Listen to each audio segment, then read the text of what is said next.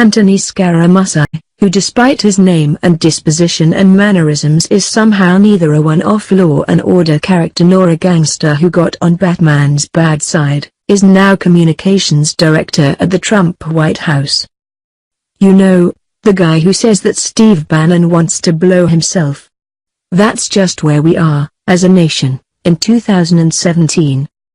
Anthony Scaramucci's political career might be on the rise, after a fashion, but his home life isn't going so well. His wife, Deirdre Ball, filed for divorce from him while 9 months pregnant. We have some new details to share with you. Remember last Monday, when Trump gave a fiery political speech to the Boy Scouts Jamboree where he used his usual judgment and regaled the crowd of children with references to hedonistic sex yachts? Well, Anthony Scaramucci was there with him. Deirdre Ball, on the other hand, was in an Upper East Side hospital giving birth. It wasn't until Friday evening that Anthony saw the baby, though the couple had reportedly wanted him to be able to be there. As we all know, no stage of pregnancy is cooperative to other people's schedules, and childbirth is no exception. Deirdre had actually filed divorce papers on July 6. It's been widely reported that a major factor in Deirdre's decision to split from Scaramucci was her husband's willingness to work for Donald Trump, making Deirdre instantly relatable and likable in the eyes of most Americans. We need to be careful, though, about jumping to conclusions, especially when that just means believing things that fit our worldviews. It sounds like there's more to this story. According to Page Six's source, the Scaramucci marriage had a number of problems. We also know exactly what he texted her last Monday. When James was born, he sent her a text saying, "Congratulations, I'll pray for our child." Hey, that's better than just texting, grits, which we feel would have also fit his brand.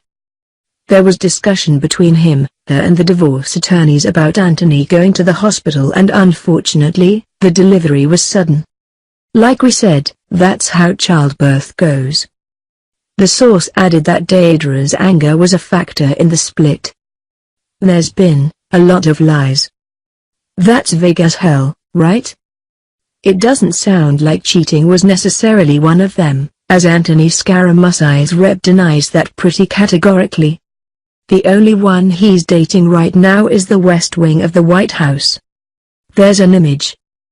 Also, apparently Anthony and Deirdre separated earlier this year. Honestly, as much as we'd like to imagine that Deirdre ended an otherwise happy marriage solely after Anthony Scaramucci's willingness to work for an unstable orange, it sounds like there was more to it. She's mad. They aren't really speaking right now. Their pain runs deep. Anthony tells her she's not that smart, that he's out of her league. Ugh. We've heard of relationships like this. Disparaging remarks like that are part of toxic relationships that should never continue. They can also be part of emotional abuse.